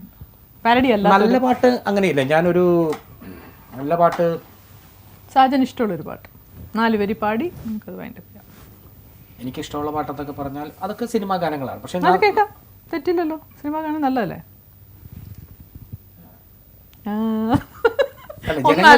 എന്റെ ഇഷ്ടമല്ല, ജനങ്ങളുടെ ഇഷ്ടമാണ് നമ്മൾ ഇഷ്ടം മാനിക്കേണ്ടത്. രാഷ്ട്രീയത്തിലൊക്കെ ഭാവിയുണ്ട്. രാഷ്ട്രീയത്തിലേക്ക് അതിനൊക്കെ നല്ലത് കലാരംഗമാണ്. കാര്യം എന്ന് വെച്ചിട്ടുണ്ടെങ്കിൽ സിനിമയിലേക്ക് കയറി എന്നേ പറയുള്ളൂ. രാഷ്ട്രീയത്തിലേക്ക് പോയി ഇറങ്ങി എന്ന് പറയും. എല്ലാവരും ജീവിതത്തിൽ കയറ്റമാണ് ഇഷ്ടപ്പെടുന്നത്. അതാണ്. അപ്പോൾ അതിനേക്കാൾ നല്ലത് കലാരംഗം തന്നെയാണ്. അവിടെ ഇഷ്ടംപോലെ പേരുണ്ട്. നമുക്ക് കസേര കിട്ടിയില്ലെങ്കിൽ എവിടെയെങ്കിലും നിൽക്കാം, അല്ലെങ്കിൽ ഇരിക്കാം. മറ്റൊന്ന് പറഞ്ഞാൽ നമുക്കൊരു കസേര കിട്ടിയില്ലെങ്കിൽ പണിയാം. അത് വലിയ ബുദ്ധിമുട്ടാണ്. പക്ഷെ അങ്ങനെ രാഷ്ട്രീയക്കാരും നമ്മളും ഒക്കെ ഒക്ടോബർ 1 പൊതുവെ അവധിയായതുകൊണ്ട് ബീവറേജ് ടീം എല്ലാവർക്കും ദേഷ്യമാണ്. പക്ഷെ 2-ാം തീയതി അവധിയാണ്, ഒക്ടോബർ 2 ഗാന്ധി ജയന്തി. എന്തിനാ അവധി കൊടുത്തു എന്ന് ചോദിച്ചപ്പോൾ അന്ന് ആരോ ജനിച്ചത് കൊണ്ട് അവധി കൊടുത്തു. ചിലവർ പറയും അന്ന് അവധിയായതുകൊണ്ട് ആരോ ജനിച്ചു. രണ്ടും പറയും പിള്ളേർ. പക്ഷെ അങ്ങനെ ഗാന്ധിജിയെ മറന്നു പോകുന്ന ഒരു തലമുറയ്ക്ക് വേണ്ടി ഒക്ടോബർ 2 പുതിയ തലമുറകൾ ഗാന്ധിജിയുടെ ത്യാഗങ്ങളും സഹനവും ചെയ്ത കാര്യങ്ങളൊന്നും പുതിയ തലമുറയ്ക്ക് ഓർക്കാനും പഠിക്കാനും ഒന്നുമില്ല. അന്നത്തെ ദിവസം അവധി കൊടുത്ത് കുട്ടികളെ വീട്ടിലിരുത്തുകയാണ് സർക്കാർ. ഗാന്ധിയുടെ പ്രബന്ധങ്ങളോ പ്രസംഗങ്ങളോ വിഷയങ്ങളോ ഒന്നും അവതരിപ്പിക്കുന്നില്ല. അങ്ങനെ മറന്നു പോകുന്ന ഗാന്ധിജിയുടെ ഓർമ്മയ്ക്ക് മുമ്പിൽ പ്രണാമം അർപ്പിച്ചുകൊണ്ട്, അങ്ങനെ മറക്കാൻ പാടില്ല എന്ന് ഓർമ്മിപ്പിച്ചുകൊണ്ട്, ഗാന്ധിജി ചെയ്ത ത്യാഗങ്ങൾ ഇനി അടുത്ത തലമുറകൾ എങ്ങനെ ഓർക്കും? സ്വാതന്ത്ര്യം എന്നൊരു വാക്കങ്ങ് കേൾക്കുമ്പോൾ ഓർക്കുന്ന പേരാണ് ഗാന്ധി. പണി ചെയ്ത് കെട്ടുന്ന നോട്ടിൽ നോക്കുമ്പോൾ കാണുന്ന പടമാണ് ഗാന്ധി. സർക്കാരിൻ്റെ ഓഫീസിൽ ചില്ലിട്ട് ചുമരിന്മേൽ ഉറപ്പിച്ച പടമാണ് ഗാന്ധി. അതിന് താഴത്തിരുന്നേ മാന്മാർ കൈക്കൂലി വാങ്ങുന്നതും കുറെ ഗാന്ധി. ഗാന്ധി ജയന്തിക്ക് പത്രത്തിൻ ഫ്രണ്ട് പേജിൽ വാർത്തയായി എത്തുന്നു ഗാന്ധി. ടി വിയിൽ അന്നൊരു സായിപ്പ് നിർമ്മിച്ച സിനിമയായി എത്തുന്നു ഗാന്ധി. സേവനവാരത്തിന് പുല്ലു പറിക്കുവാൻ കാരണമാകുന്നു ഗാന്ധി. സ്വാതന്ത്ര്യമെന്നൊരു വാക്കങ്ങ് കേൾക്കുമ്പോൾ ഓർക്കുന്ന പേരാണ് ഗാന്ധി. പണി ചെയ്ത് കിട്ടുന്ന നോട്ടിൽ നോക്കുമ്പോൾ കാണുന്ന പടമാണ് ഗാന്ധി. അതുകൊണ്ട് എല്ലാവരും നമ്മൾ ഭാരതീയരാണ്, ഇന്ത്യക്കാരാണ്. എല്ലാവരും ജീവിക്കണം. ആർക്ക് വേണ്ടി? ഗാന്ധിക്ക് വേണ്ടി. അദ്ദേഹം നമുക്ക് വേണ്ടി മരിച്ചതാണ്. നമ്മളൊക്കെ ജീവിക്കുന്നത് ഗാന്ധിക്ക് വേണ്ടിയാണ്. ഗാന്ധി ജീവിതത്തിലേക്ക് വരുമ്പോഴാണ് ജീവിതം ശാന്തി. ഗാന്ധിയുമായിട്ട് അച്ഛൻ വരുമ്പോഴാണ് അമ്മയുടെ മുഖം സൂര്യകാന്തി. ഗാന്ധി ഇല്ലാതെ വരുമ്പോഴാണ് അമ്മ ഭ്രാന്തി എന്ന് പറയും. അതുകൊണ്ട് ഓർക്കുക ബഹുമാനത്തോടെ, സ്നേഹത്തോടെ. ഗാന്ധി ഇല്ലാത്ത നോട്ട്, ഗാന്ധിയുടെ തലയില്ലാത്ത നോട്ട് ഇതാണ് ഷേപ്പാണ് അല്ല. നമ്മുടെ ഇന്ത്യൻ നോട്ടുകൾ വെച്ച് നോക്കിയിട്ട് നമ്മൾ പറഞ്ഞിട്ടുണ്ടല്ല, എപ്പോഴും ഇപ്പോൾ ഡോളർ ആയാലും ദിനാർ ആയാലും ദറംസ് ആയാലും പ്യുവർ ആയിരിക്കും. നല്ല ഒരു കീറൽ പോലും ഉണ്ടാവില്ല. ശ്രദ്ധിച്ചിട്ടില്ലേ? ഗൾഫ് കൺട്രീസിന്റെ നോട്ടൊക്കെ കയ്യിൽ കിട്ടുമ്പോൾ നമ്മുടെയൊക്കെ അതിനകത്തൂടെയൊക്കെ നോക്കിയാൽ കണ്ടം വെച്ചൊരു നോട്ടാണ് ഇത്, കണ്ടാലിറക്കണ നോട്ടാണ്, 5-ന്റെ 2-ന്റെ നോട്ടാണ്, ഈ നോട്ടിൽ സെല്ലോ ടേപ്പാണ്. സായിപ്പുമാർ വെറുതെ എന്തിന് ലോകം ചുറ്റാൻ നടക്കുന്നു, നമ്മുടെ നോട്ടിൻ്റെ ഊട്ടേ കൂടി ലോകം മൊത്തം കാണാലോ. ഇത് കണ്ടം വെച്ചൊരു നോട്ടാണ്, ഇത് കണ്ടാലിറക്കണ നോട്ടാണ്, 5-ന്റെ 2-ന്റെ നോട്ടാണ്, ഈ നോട്ടിൽ സെല്ലോ ടേപ്പാണ്. തമാശയായിട്ട് പറഞ്ഞാലും വലിയ കഴിവുള്ള കാര്യങ്ങളാണ്. നല്ല നല്ല കാര്യങ്ങളൊക്കെ. അതാണ് എനിക്ക് നിങ്ങളുടെ ഒത്തിരി ഇഷ്ടപ്പെട്ടൊരു കാര്യം കേട്ടോ. പറയുന്നതിനെല്ലാം ഒരു പ്രസക്തിയുണ്ട്. എല്ലാവരും ഒന്ന് ചിന്തിക്കേണ്ട. എത്ര ചിരിച്ചാലും അതിനകത്ത് ഒരു കരുത്തുണ്ട്, ഒരു കാര്യമുണ്ട്. വളരെ ശ്രദ്ധിച്ച് ഹ്യൂമറിലൂടെ ഒരുപാട് നല്ല കാര്യങ്ങൾ പറയുന്നുണ്ട്. അതൊരു വലിയ ദൈവാനുഗ്രഹമാണ്. എത്ര കോമഡി കലാകാരന്മാർ ചെയ്യുന്നത് ചുമ്മാ ചിരിപ്പിക്കുന്നത് ഓക്കെ, നമുക്കൊരു മാനസികോല്ലാസത്തിന് അത് നല്ലതാണ്. പക്ഷെ അവരെ ചിരിച്ചുകൊണ്ട് നീ ഇങ്ങനെ നന്നാവൂ പെണ്ണെ എന്ന് പറഞ്ഞില്ലേ, അതുപോലെ ഗാന്ധിയെ കുറിച്ച് പറഞ്ഞു, പ്രാന്തിയായ അമ്മയെ കുറിച്ച് പറഞ്ഞു, എത്ര കാര്യങ്ങൾ പറഞ്ഞു അല്ലേ. ഒരു സാജൻ ഇപ്പോഴും ചെറുപ്പമാണ്, ഇനി സഞ്ചരിക്കാൻ ഒരുപാട് നല്ല കാര്യങ്ങളുണ്ട്. ഇതേപോലത്തെ പാട്ടുകൾ ഹ്യൂമറസ് ആണ്, പക്ഷെ തോട്ട്ഫുൾ ആയിട്ടുള്ള പാട്ടുകൾ, വളരെ വളരെ എന്താ പറയുന്നത്, ഒരു ബെസ്റ്റ് ഹൈലൈറ്റ് തന്നെയാണത്. ഞാൻ ഇവിടുന്ന് വരാം, എത്തുമോ നോക്കട്ടെ. എത്തി. കാരണം എന്താ പറയാ, ഹ്യൂമറസ് ആയിട്ടുള്ള പാട്ടായിട്ടല്ല, അതിനകത്ത് ഒരുപാട് അർത്ഥങ്ങൾ അതിനകത്തുണ്ട്. വളരെ സിമ്പിൾ ആയിട്ട് എന്തുകൊണ്ടാണ് പറയുന്ന കാര്യങ്ങളിൽ എപ്പോഴും ഒരു കഴമ്പുണ്ടാവണം. അത് ഇപ്പൊ ചിരിച്ചില്ലെങ്കിലും പിന്നീട് ചിന്തിച്ചുകൊണ്ട് ചിന്തിക്കാൻ, അതാണ് ആലോചിക്കണം. അതിനകത്ത് ഒരുപാട് കാര്യങ്ങൾ. വെറുതെ ചിരിച്ചു പോയാൽ ഇന്നത്തോണ്ട് അവസാനിക്കും. പക്ഷെ ആ പറയുന്നതിൽ ഒരു ചിന്തിക്കാനും കൂടി അല്പം ഉണ്ടെങ്കിൽ നാളെ അത് ഓർക്കും. തീർച്ചയായിട്ടും അതുകൊണ്ട് ഇതുവരെ പറഞ്ഞത് ഈ നമ്മളൊരു അരമണിക്കൂർ ശരിക്കും ഞങ്ങളുടെ പുലർക്കാലത്തിന് ഇപ്പോൾ ഒരു സൺറൈസ് ആണ്, സൺസെറ്റ് ഇല്ല. അതുകൊണ്ട് പുലർക്കാലത്തിലും എല്ലാ വിധത്തിലുള്ള രാവിലെ ഉള്ള ആശംസകൾ. രാവിലെ ഉണരുക, ഉഷസന്ധ്യയിൽ സൂര്യനെ നമസ്കരിച്ച്. കണ്ണ് തുറന്നാൽ മാത്രം ഉണരുന്നില്ല. അല്ല, പണ്ടൊക്കെ കോഴി കൂവിയാണ് ഉണർന്നിരുന്നത്. ഇന്ന് ഉണരുമ്പോൾ കോഴിയല്ല കൂവുന്നത്. ആ കോഴി ഇരുന്ന് പ്രഷർ കുക്കറിനകത്തിരുന്ന് വേകുന്ന വിസിലടിക്കണം. കോഴികൾ കൂവി ഇങ്ങനെ ഇപ്പൊ എനിക്ക് തോന്നുന്നില്ല, ഒരു കോഴികളും അങ്ങനെ കൂവാറില്ല. പണ്ട് കോഴി കൂവി എന്നൊക്കെ പറയടാ, കോഴി കൂവുന്നു എഴുന്നേക്കെന്നൊക്കെ പറഞ്ഞിട്ട് ഒക്കെ മാറി. അപ്പൊ പുലർകാലത്ത് പിന്നെ നെറ്റിലൂടെയാണ് അറിയുന്നത്. നല്ലൊരു ദിവസം ആശംസിക്കുന്നു സാജൻ. വളരെ വലിയൊരു കലാകാരനാണ്. ഞാൻ സാജനെ കുറച്ച് നന്നായിട്ട് അറിഞ്ഞത് ഇപ്പോഴാന്ന് തോന്നുന്നു. എനിക്ക് ഒരുപാട് ഷോ നമ്മളെന്നാ ഒരുപാട് പ്രോഗ്രാമിന് കണ്ടിട്ടുണ്ട്. അപ്പൊ ഒന്നും എന്നെ ഇങ്ങനെ ഇൻസ്പയർ ചെയ്തിട്ടില്ല കേട്ടോ. ഞാൻ താരകല്യാണം പറഞ്ഞു പോകും, ഞാൻ സാജൻ പള്ളുരുത്തി എന്ന് പറഞ്ഞു ഞാനും പോകും. അല്ലാണ്ട് പിന്നെ നമ്മൾ കാണുമ്പോൾ ഞാൻ താരകല്യാണം, ഞാൻ പറഞ്ഞു ഞാൻ സാജൻ പള്ളുരുത്തി. പിന്നെ ഒരു ദിവസം വരാൻ ഞാൻ സാജൻ പള്ളുരുത്തി, നിങ്ങൾ താരകല്യാണം. പറയൂല, ഇനി പറയില്ലേ, ക്ഷമിക്കൂ. അല്ല, പ്രോഗ്രാമിൽ ഇങ്ങനെ കൂടിയിട്ടുണ്ട്. ദീർഘമായി നിന്ന് സംസാരിക്കാൻ എല്ലാവരും ഓരോ പ്രോഗ്രാമിലായിരിക്കുമല്ലോ. അറിയാം, അറിയില്ല എന്നോ നമ്മൾ പറയും. ഈ സീരിയസ്നെസ് ഇപ്പൊ ഞാൻ ഇഷ്ടപ്പെട്ടു. ഞാൻ ആദ്യം വിചാരിച്ചു സീരിയസ് ആണോ, മസിൽ പിടിച്ചതാണോ, പക്ഷെ ആ സീരിയസ്നെസ്സിനുള്ളിൽ ഇത്രയും ചിന്തിക്കുന്നുണ്ട് നിങ്ങൾ, അതുകൊണ്ടാണ് അങ്ങനെ ആവുന്നത് എനിക്ക്. എന്നിട്ട് അത് വളരെ നർമ്മത്തിൽ പൊതിഞ്ഞ് നിങ്ങൾ ഇങ്ങനെ പറയാം. അപ്പോൾ you are always working, full time നിങ്ങളുടെ മൈൻഡ് ഇങ്ങനെ ആക്റ്റീവ് ആണെന്ന് എനിക്ക് തോന്നുന്നു, അല്ലേ? നമ്മുടെ ശരീരത്തിന്റെ ഓരോ അവയവങ്ങളും ഓരോന്നും, ജനനം എന്ന് പറഞ്ഞ 3 അക്ഷരത്തിൻ്റെ, മരണം എന്ന 3 അക്ഷരത്തിൻ്റെ നടുവിലുള്ള 3 അക്ഷരമാണ് ജീവിതം എന്നുള്ള 3 അക്ഷരം. നമ്മുടെ ഓരോ പാർട്സും, നമ്മുടെ കിഡ്നി ആയാലും ഷുഗർ ആയാലും കൊഴുപ്പായാലും നമ്മുടെ ശരീരമായാലും ശാരീരമായാലും ഹൃദയമായാലും എല്ലാ അവയവങ്ങളും നമുക്ക് വേണ്ടി പ്രവർത്തിച്ചുകൊണ്ടിരിക്കുക.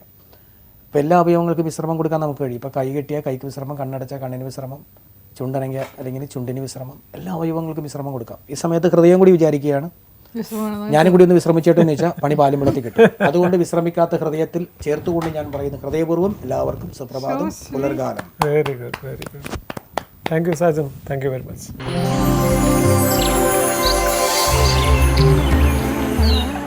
പുലർകാലത്തിൽ നമുക്ക് ഇന്നത്തെ സെൽഫി വിന്നറിനെ കാണാം. ഓൺ ദ സ്ക്രീൻ ഇന്നത്തെ വിന്നർ 1. കൺഗ്രാറ്റ്സ്. പലരും ചോദിക്കുന്നുണ്ട്, കത്തുകളിലൂടെയും അല്ലാതെ ഞങ്ങളെ വിളിച്ച് ചോദിക്കുന്നുണ്ട് സെൽഫീസ് എടുത്ത് എങ്ങനെയാണ് അയക്കേണ്ട കംപ്ലീറ്റ് ഡീറ്റെയിൽസും അതിൻ്റെ അഡ്രസ്സ് എങ്ങനെയാണ് അയക്കേണ്ടതെല്ലാം നമ്മൾ സ്ക്രീനിൽ കാണിക്കുന്നുണ്ട്. സെൽഫി ഏത് മൊമെൻറ്റ്സിലുള്ള സെൽഫീസ് വേണമെങ്കിലും ആവാം. അപ്പോൾ ഒരു സന്തോഷം നിറഞ്ഞ നിങ്ങളുടെ ഒരു ഫാമിലിയുടെ ഒരു ഗ്രൂപ്പ് സെൽഫി കൂടി നമുക്ക് ഉൾപ്പെടുത്താൻ പറ്റുന്നതാണ്. ബെസ്റ്റ് സെൽഫിക്കായിരിക്കും ഒരു വിന്നർ എന്നുള്ളൊരു ടൈറ്റിൽ കിട്ടുന്നത്. Every week there will be a winner. Every 4 weeks കൂടുമ്പോഴത്തേക്ക് monthly there will be a mega winner. ആ മെഗാ വിന്നറിൽ സെൽഫി മാത്രമല്ല, നിങ്ങളുടെ വിലയേറിയ നിർദ്ദേശങ്ങൾ, അഭിപ്രായങ്ങൾ, പുലർകാലത്തിലൂടെ നിങ്ങളിലുള്ള സഞ്ചാരം, പുലർകാലത്തിൽ നിങ്ങൾക്കിപ്പോൾ ഞങ്ങൾ എന്തൊക്കെ നൽകുന്നുണ്ട്, ടിപ്സ്, അതുപോലെ തന്നെ ഇൻഫർമേഷൻസ്. ഇപ്പോൾ ഞങ്ങൾ നിങ്ങൾക്ക് ഒരു അവസരം തരികയാണ്. നല്ല ടിപ്സും നല്ല ഇൻഫർമേഷൻസൊക്കെ നിങ്ങൾക്ക് അറിയാമെന്നുണ്ടെങ്കിൽ തീർച്ചയായിട്ടും അതും കൂടി ഞങ്ങൾ എഴുതി അറിയിക്കാവുന്നതാണ്. ഇതിനകത്ത് ഞങ്ങൾ തീർച്ചയായിട്ടും അതിനെ ഉൾപ്പെടുത്തി നല്ല രീതിയിൽ അതിനെ പ്രസൻറ്റ് ചെയ്ത് ആ ഡെഡിക്കേറ്റ് ചെയ്ത ആളുടെ പേരും കൂടെ നമ്മൾ പറയാം, അല്ലേ? ഇവർക്കുള്ളൊരു വിൻ ചെയ്യുന്ന ഗിഫ്റ്റ് എന്താണ്? സോമതീരം ആയുർവേദിക് ബീച്ച് റിസോർട്ടിന്റെ ഒരു സ്റ്റേ ആണ്. ബമ്പർ പ്രൈസ് ആയിട്ട് ഒരു മാസം കൂടുമ്പോൾ ആയുർവേദിക് സ്റ്റേ ആണ്, അല്ലേ? അതെ. ഇന്നത്തെ ചോദ്യം പ്രേക്ഷകർ ശ്രദ്ധിക്കുക. ഇന്നത്തെ നമ്മുടെ ഗസ്റ്റ് സാജൻ പള്ളുരുത്തി അവരുടെ ഒരു സംഘടനയെക്കുറിച്ച് പറഞ്ഞിരുന്നു. ആ സംഘടനയുടെ പേരെന്താണ് ഞങ്ങൾ എഴുതി അറിയിക്കുക. വളരെ ഈസി ആയിട്ടുള്ള ആൻസർ ആണ്. അതെ, കറക്റ്റ് ആൻസേഴ്സ് ഞങ്ങൾ എഴുതി അറിയിക്കണം. അപ്പോൾ പുലർകാലത്തിൻ്റെ ഒരു മോർണിംഗ് സൺറൈസ് ബ്യൂട്ടി ആഘോഷിച്ച് ഞങ്ങളോടൊപ്പം വരുന്ന എല്ലാ പ്രേക്ഷകർക്കും ഞങ്ങൾ ഒരിക്കൽ കൂടി നന്ദി പറയുന്നു. ചിരിച്ചുകൊണ്ടാണ് നമ്മളിത് തുടങ്ങിയത്, തുടർന്നത്. ഇപ്പോൾ അടുത്ത ഈ ദിവസത്തിലേക്ക് നമ്മൾ ആശംസിക്കുന്നതും ചിരിച്ചുകൊണ്ട് തന്നെയാണ്. ജീവനിലൂടെ മായാതിരിക്കട്ടെ. അതെ അതെ, എല്ലാവർക്കും സന്തോഷമുള്ള നല്ല ചിരിയുള്ള ഒരു ദിവസമായി മാറട്ടെ. ജീവനിലൂടെ ഞങ്ങളുടെ എല്ലാവിധ ആശംസകളും അറിയിക്കുന്നു. ചിരിച്ചുകൊണ്ടും ചിന്തിച്ചുകൊണ്ടും ഒരു നല്ല ദിവസം നിങ്ങൾക്ക് ആശംസിക്കുന്നു. വീണ്ടും നാളെ പുലർകാലത്തിൽ ഇതേ ദിവസം ഇതേ സമയത്തിൽ നമുക്ക് കാണാം. നമസ്കാരം.